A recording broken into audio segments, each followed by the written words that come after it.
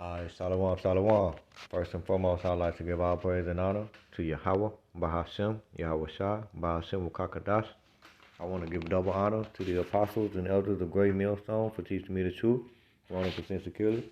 I would like to give a salutation to the Akim and Aqua who are listening and studying to show themselves approved. This is your brother Bayan from the Tulsa, Oklahoma, Hebrew Israelite camp, coming back to you with another quick lesson.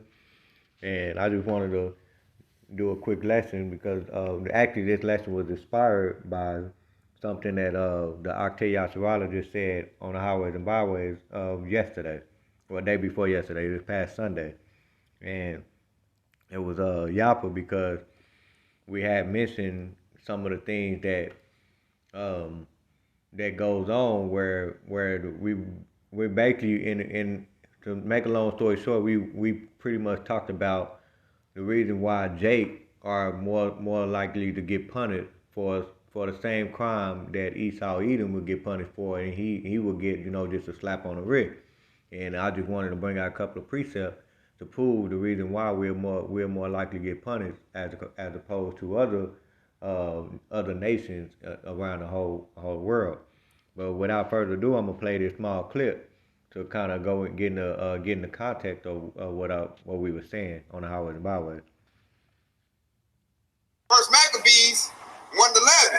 In those days went there out of Israel wicked men who persuaded many, saying, "Let us go and make a covenant with the heathen that are round about us. But since we departed from them, we have much sorrow." So that shows right there, like the 2/3 don't want to separate from Esau because they depend on Esau for everything they got, and they lazy. They can't imagine being out in the woods living off the land. They can't do that.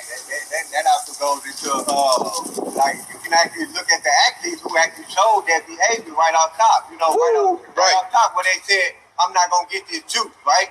And then right then and there they folded. So ever since he departed from Esau's system, they had many sorrow. What did Esau do to those Jakes that refused to go get their dad? What did they do? They shunned them over in social media. They said, "Oh, you this and that," right? Like you're the reason why we can't go back to normal. That's what happened. So they had great sorrow. Woo! And it showed that Esau is the devil and got privilege. Look how they did Kyrie Irving, Andrew Wiggins, and all that. Yep. And then look at the Aaron Rodgers situation. Yeah, exactly. Yeah. They let him straight off the hook. He lied. Yeah, he lied about it. I feel like he should be kicked out the league. Hey, spending the whole season. And there was some Jake that pretty much nobody that lied about it. They even got a fake, crown card, and they ended up going to jail for doing stuff like that. So that lets you know white privilege is full effect, still is. But hey, that's gonna go down the drain eventually. They said it's like they're not in trouble like other men. Yeah. Like Aaron Rodgers ain't facing that criticism, Kyrie. All right, so and the octaviologist quoted that precept where he said they are not in trouble like other men. So, but the point of this lesson was just to show you that, okay, we might have that understanding. We always talked about it. There's been ton of videos, ton of court cases that showed that whenever your so-called Negroes, Latinos, Native Americans, commit a crime, they get more time compared to your so-called white man, which is Esau Edom, and they get pretty much a slap on the wrist. Okay, so this is Psalm, and I'm actually gonna I'm gonna go ahead and start at verse. I'm gonna start at verse 1 and read on down. Okay, it says, "Truly power is good. Truly the Most High is good to Israel, even to such as are of a clean heart. But as for me, my feet were almost gone. My steps had well nigh slipped." Okay, and this is King David, who basically, he's basically confessing. Okay, he's praying to the Most High. He's confessing. When you read in the book of Psalms, this is all the prayers of King David. And then in verse 3, he said, "For I was envious at the foolish," and the foolish is Esau Edom, your so-called white man, okay? And he said, "When I saw the prosperity of the wicked," okay? And he said, "For there are no bands in their death, but their strength is firm," okay? And it said, they are not in trouble as other men, neither are they plagued like other men. And that's what in the context what we were talking about, okay? Because you got, another quick example of all of those, white people that ran down their Capitol, okay? Some last year in January, okay? And a lot of them pretty much got a slap on the wrist. Even if they did get a harsh crime, it wasn't advertised, it wasn't portrayed over the media just like they would do with Jake. Okay, they talk about that. For example, years back when Michael Vick got in trouble for the dog issue. Okay, that was on the news for almost 3 months. Okay, but let it be another white man, Esau Edom. They won't even broadcast it as much. Okay, so that's just spot on to the reason, and it showed you that they're in control of the world. It showed you who's in control of this world as well too. So I'm gonna read verse 5 again. He said, "They are not in trouble as other men, neither are they plagued like other men. Therefore pride compasses them about as a chain, violence covered them as a garment." Okay, and you see they very prideful, man. Like they walk around with great pride as if, they shit don't stink, as if, they can't be steered wrong. Okay. All right, and it says, and violence covered them as a garment. Okay, they all day, a police officer, for example, a white police officer kills somebody and they get off with suspension with pay. Okay, they get off on administration leave with pay.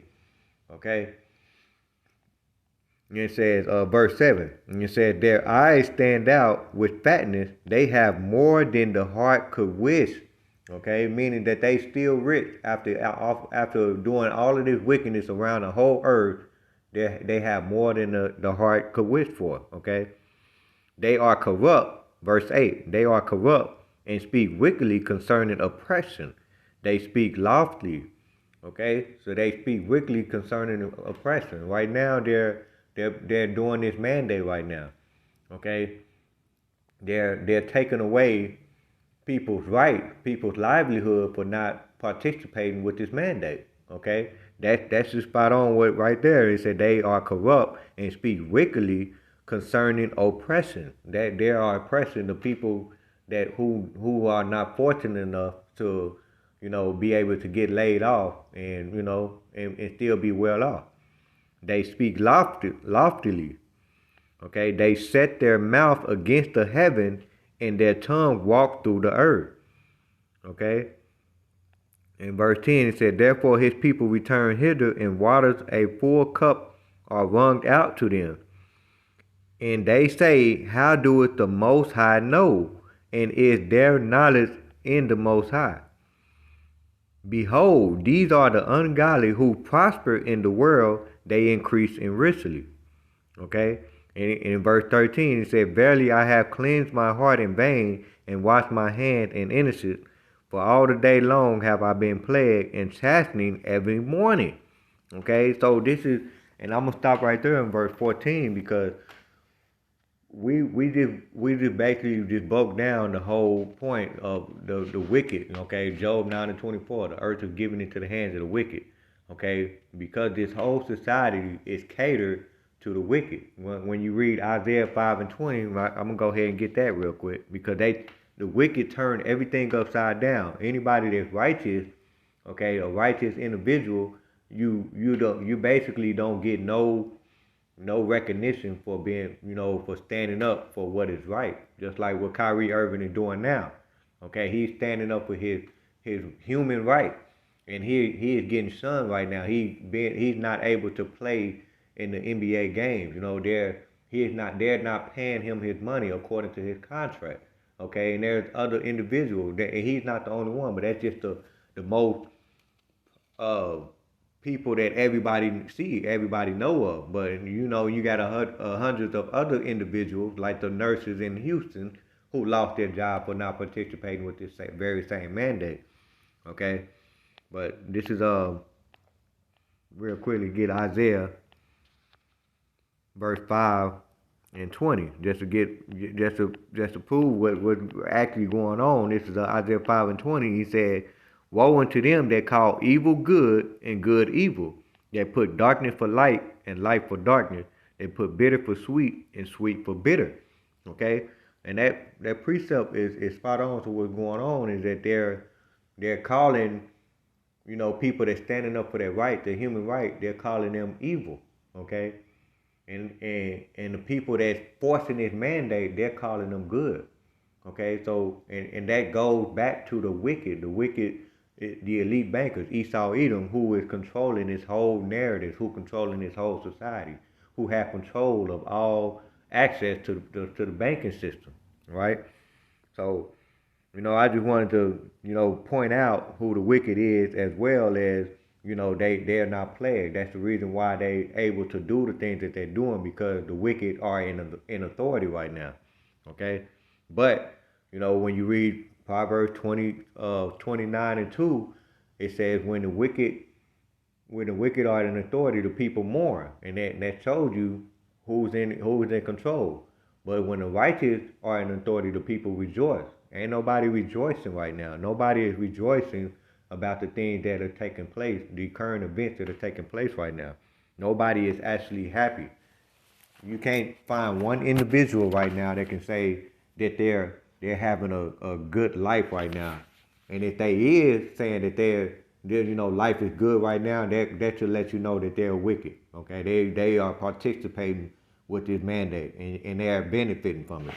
Okay, but as for the Hebrew Israelites, the so-called Negroes, Latinos, and Native Americans, that are most likely going through it, and their sins to be getting the great punishment. Okay, there's a reason for that. First and foremost, we went off from the laws of Yahweh Shem Yahushua. First and foremost. So let's get the book of Amos.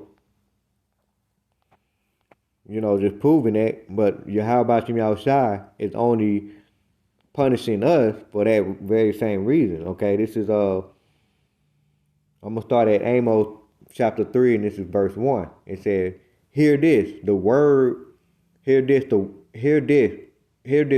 that the Lord Yahweh Shem Yahushua has spoken against you, O children of Israel, against the whole family which I brought up from the land of Egypt. Okay? And that whole family is just the Negroes, Latinos, and Native Americans. And now you also have your speckled birds, okay, who actually can resonate with this word as well. Okay, saying, verse 2, you, okay, I'm going to read that again. Verse 2, you only have I known of all the families of the earth. Therefore, I will punish you for your iniquities.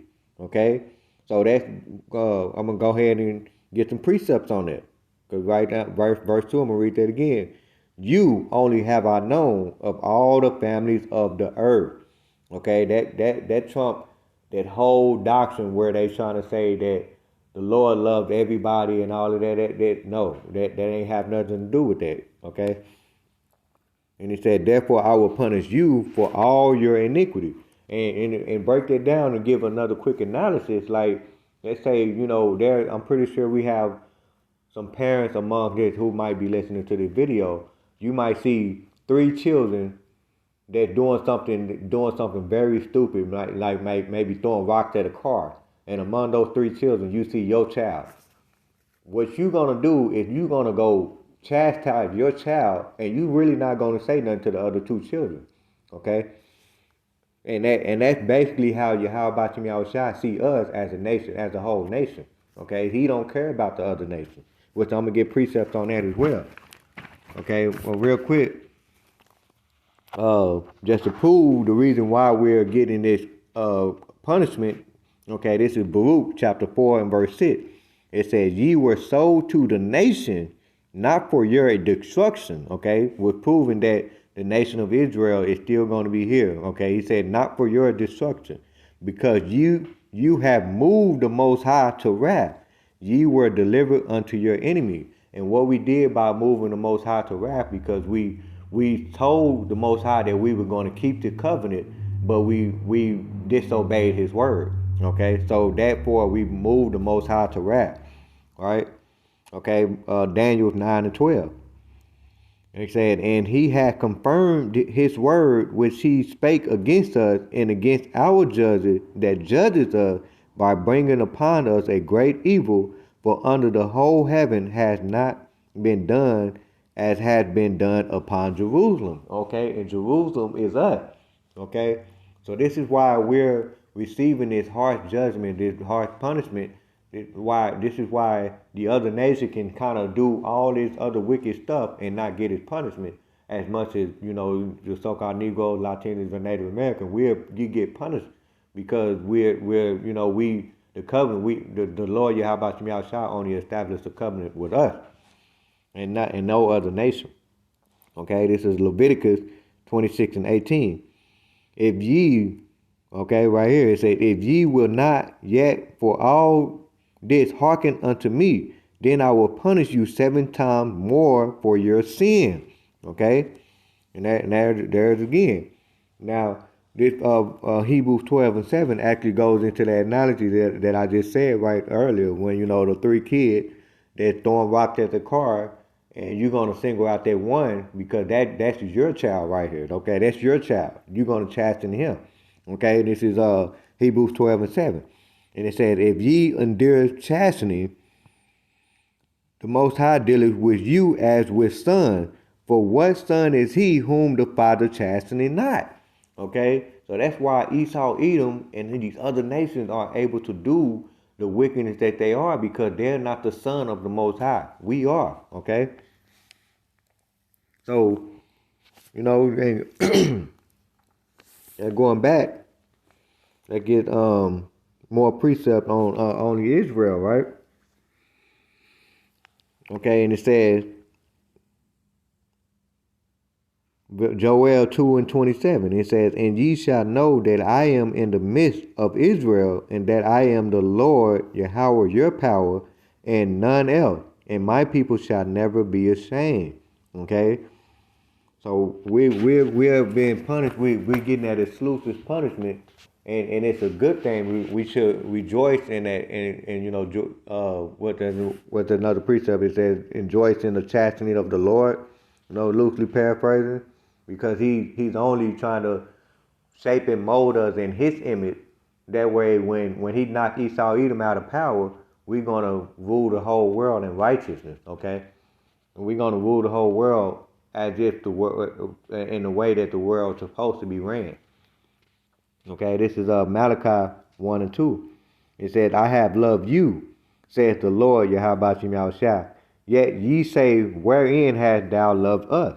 Okay, and that goes for the 2/3. Okay, the 2/3. That the 2/3 mindset that actually said that there is no God. So on and so forth. They bugged out when they say stuff like that. All right, and it says, was not Esau Jacob's brother, said the Lord Yahweh Shem Yahshua?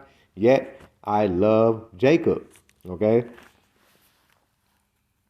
and get more precept. This is Romans 9 and 4. Who are Israelites, to whom pertain the adoption and the glory and the covenant and the giving of the law and the service of the Most High and the promises. And that's who, the Lord established it with, because we got the covenant. We were supposed to keep the covenant. And that's why we're dealing with this punishment today. Okay, Romans 9 and 13. As it is written, Jacob have I loved, but Esau have I hated. Okay, and that trumps that whole doctrine where they say the Lord Yahweh Shem Yahshua loved everybody, and that's not true. Okay, this proves right. This is your proof right here. He hated Esau, Salatia. And it says Romans 11 and 26. And so all Israel shall be saved, as it is written, there shall come out of Zion the deliverer. And who is the deliverer? Yahweh Shah. And he shall turn away ungodliness from Jacob. And that reminds me of a beautiful video with the elder elder Apostle Gabar, where he said, the title of that video is, we know why. Let me see. Yeah, we know why Yahweh Shah was called the Alpha, but do you know why he was called the Omega? Okay, In that video, he mentioned that, he put an end to the animal sacrifice, okay? And he also, when he come back, he's gonna put an end to the sin of this world, okay? Once we come back, we're not gonna be there's not gonna be a sinner among the nation of Israel. We're gonna be made perfect, okay? So that was, that would be a beautiful that was a beautiful video, and I highly recommend you go watch that. But he said, reading that again, this is Romans 11 and 26. And he says, so all Israel shall be saved, as it is written, there shall come out of Zion the deliverer, which that's Yahweh Shah, and shall turn away ungodliness. That is the end of sin. Turn away ungodliness from Jacob. Okay? All right, and this is Psalm 14 and 7. Oh, that the salvation of Israel were come out of Zion, when the Lord Yahweh bringeth back the captivity of his people. Jacob shall rejoice and Israel shall be glad. Okay, that's what we're looking forward to right there. All right, so this is quite a big precept right here, but I'm gonna go ahead and get back to the gist of the lesson, which is which is going back, to kind of talk about that. The point is that's the whole reason why we're being punished and the other nations are not. And then you want to avoid. Salaka, let me go ahead and just get more of these precepts. You want to avoid all of these people that that try to tell you things like,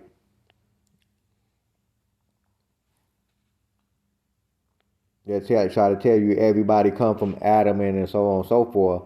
Now, when I first started out in Psalm 73, which I'm gonna go ahead and before I read this proverb, because King David actually said something, which is kind of spot on, because we as a nation of Israel, we tend to envy the oppressor, because and that's what King David was saying, because he said Psalm 73 and 3, he said, for I was envious at the foolish, and that is Esau Edom, when I saw the prosperity of the wicked. Okay, and then he says, I'm gonna read verse 2 again. He said, but as for me, my feet were almost gone, my steps had well nigh slipped. Okay, so he almost slipped up. Because why? Why he say that? Verse 3, he said, for I was envious at the foolish when I saw the prosperity of the wicked. Okay, so King David, by him saying that, King David is literally saying he almost forgot this, the fact that Yahweh Shah said this. What? He said, Proverbs 3 and 31, he said, envy thou not the oppressor and choose none of his ways.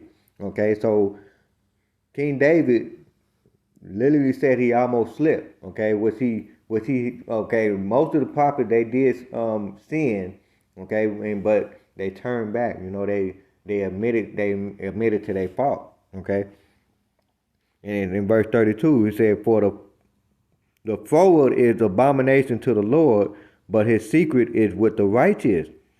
The curse of the Lord is in the house of the wicked, but he blessed the habitation of the just. Surely he scorned the scorner, but he giveth grace unto the lowly. The wise shall inherit glory, but shame shall be the promotion of fools. Okay? And that's spot on right there, because Esau Edom, all right, even though we seeing them prospering from the wicked, we know that when Yahweh Shah come back, he's going to destroy them, okay? And they're going to be shamed. The shame is going to be unto the fool. Okay, so the rulers of this world, they're going to be made desolate, and they're going to be ashamed. Okay, this is Proverb 24 and verse 19. It says, fret not thyself because of evil man, neither be thou envious at the wicked. Okay. Verse 20, he said, for there shall be no reward to the evil man, the candles of the wicked shall be put out. Right? So, so we shouldn't even be focusing on whether the wicked is, how long the wicked is going to be in power and so on and so forth. We should be worried about getting back into the word. We should be worried about getting back into the grace of Yahweh Shah. Okay, because we went off in the first place. All right. Okay, and get another precept on that. This is Sirach, aka Ecclesiastica. Okay, Sirach chapter 9 and starting at verse 11. Okay, and it says, envy not the glory of the sinner, for thou knowest not what shall be his end. Okay, verse 12, it said, delight not in the thing that the ungodly have pleasure in, but remember they shall not go unpunished unto their grave. All right, so that's why when the Lord Yahweh Shai said, follow not the ways of the heathen, and because once you follow them, you're gonna be like that blind leader of the blind, and y'all gonna fall into the ditch. So you're gonna receive the same judgment as the heathen. Okay, so Micah 2:10, it says, arise ye and depart, because this is not your rest. Okay, and it said, loosely paraphrasing, it will destroy you. Salaki, I'm gonna go ahead and get it. It's Micah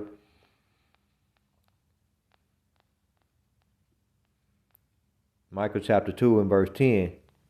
And it says, arise ye and depart, for this is not your rest, because it is polluted. It shall destroy you even with a sore destruction. Right? So the wicked have made a polluted land. Okay, so and the Lord said, you follow not the ways of the heathen. And this is the reason why, because it shall destroy you even with a sore destruction. So once you follow them, you're going to get that pledge. You're going to receive that pledge. Matter of fact, when you go to Revelation or Jeremiah, one of the two, it's in book of Revelation or Jeremiah, where it says, the one in Jeremiah, Babylon is fallen. Okay, and it said, come out of her, and another one said, come out of her, my people, so that you will not receive of her plague. Okay, so all of these things, this is the whole reason. That's the point that I wanted to make, because they're going to receive a great judgment to the point where it ain't gonna be no coming back. Okay, once you read Malachi 1 and 4, where it said, Edom, I am even said that I am impoverished, but I will build, and the Lord said I will throw down. Okay, so you don't want to be on this side of the coin. Okay, this is 2nd Esdras.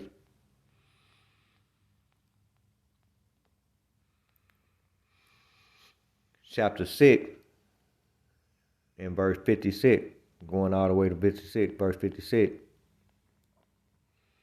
And it said, as for the other people, going back to the precept what I read in Amos, okay, because you got a lot of people that say we all come from Adam. Okay, this is that precept that'll cut that up. It says, as for the other people which also come of Adam, thou hast said that they are nothing, but be like unto spittle, and hast likened the abundance of them unto a drop that falleth from a vessel. Okay, so the Lord Yahweh Shah only loved the nation of Israel, period, point blank, period. I recently saw a video where a brother was trying to say that the other nation can be drafted in. Okay, and that's not true. Okay, it's only for the nation of Israel. Yes, it is true, which I believe that's in Ezekiel, where the Lord Yahweh Shah said he will gather, when the day comes, he will gather them from all nations. I think that's Ezekiel. I could be wrong. This is the book of Ezekiel, chapter 11 and verse 27 or something like that. Salaki, no. Salaki, it's 11 and 17. It says, Therefore say, thus says the Lord Yahweh power, I will even gather you from the people and assemble you out of the country which ye have been scattered, and I will give you the land of Israel. Okay, so, and he said, assemble you out of the country. So that means throughout the whole world, scattered throughout the whole world.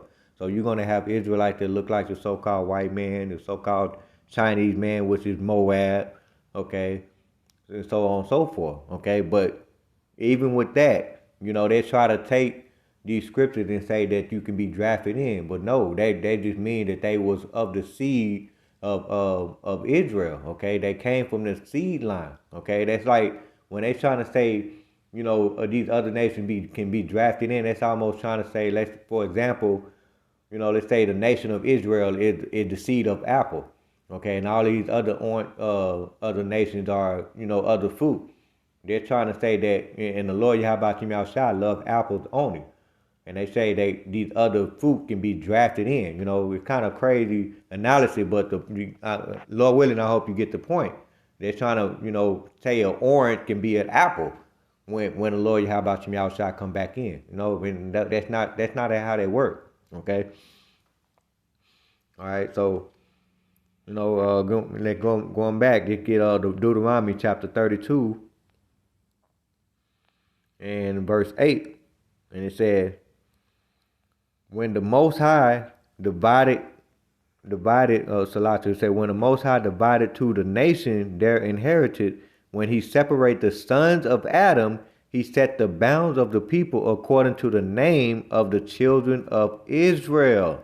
Okay, so there go another precept, man. When they say that he separated, when somebody try to say that they everybody come from Adam, no, okay. There's another precept right there. This is your proof. All right. So this is and get another precept.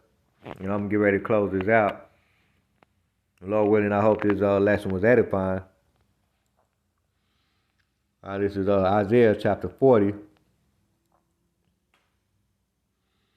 and starting in verse 15. Okay, and this is how the Lord Yahweh Shah feel about the other nation. So, he said, behold, the nations are as a drop of a bucket, and are counted as the small dust of the balance. Behold, he taketh up the hours as a very little thing. Okay, there it is. All right, and then you drop down and read verse. And drop down to verse 17, he says, all nations before him are as nothing, and they are counted as to him less than nothing and vanity. Okay? So the Lord Yahweh Shah only loved the nation of Israel. Okay? All right, and I'm going to go ahead and end it off with one more precept that just came to mind. Okay, so your so-called Negroes, Latinos, Native Americans, man, just rejoice.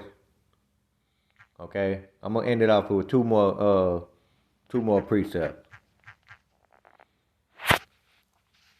which I kind of figured that it's going back in the book of Proverbs chapter 3.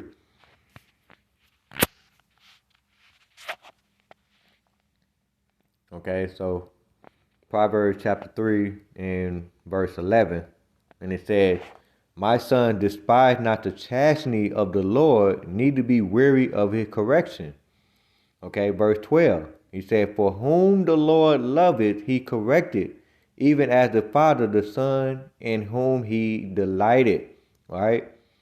Okay, so understand that because we are being punished for our wickedness and the other nations is not, that lets you know that the Lord Yahweh Shah loved us, and he loved only us, the nation of Israel.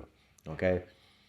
So we have to get back into the Lord's good graces. We have to understand that he's only shaping and molding us, just like a parent. He wants to, just like a parent, he wants the best for us. Okay? He wants you to shape and mold you into his image. He wants you to do right. This is Sirach, aka Ecclesiasticus chapter 2, and I'm going to start at verse 1, and it says, my son, if thou come to serve the Lord, Yahweh Shah, prepare thy soul for temptation. Okay? So that temptation is the Lord Yahweh Shah. He's going to push you through some things, okay? Just to shape and mold you. Okay? Verse 2, he says, set thy heart aright, and constantly endure, and make not haste in the time of trouble. Okay? And in verse 3, So when he say make not haste in time of trouble, don't, don't go out and trick, turn back and, take your hand off the plow. Okay? Keep on holding on to this word. All right? And it says, verse 3, it said, cleave unto him and depart not away, that thou mayest be increased in thy last end. And that increase is basically our faith. Thou mayest increase. That's talking about our faith. And whatsoever is brought upon thee, take cheerfully, and be patient when thou art changed to a lower state. Verse 5, it said, for it is tried, for gold is tried in the fire, and acceptable men in the furnace of adversity. Okay? So that is the whole point right there. Okay? So it said, right, verse 5, I want to end it off with that. For gold is tried in the fire, and acceptable men in the furnace of adversity. Okay? So if you can accept this adversity and still hold on to the words of Yahweh Shai, that's showing you that you have good faith, and it's showing you that you're repentant. Okay? And Lord willing, I hope this lesson was edifying and straight to the point. And with that, I'm going to give all praise and honor to Yahweh, by Hashem, Yahweh Shai, by Hashem Wakakadas. I want to give double honor to the apostles and elders of Great Millstone for teaching me the truth 100% securely. Shalom, DTA, Abba, Kwam Yasharala.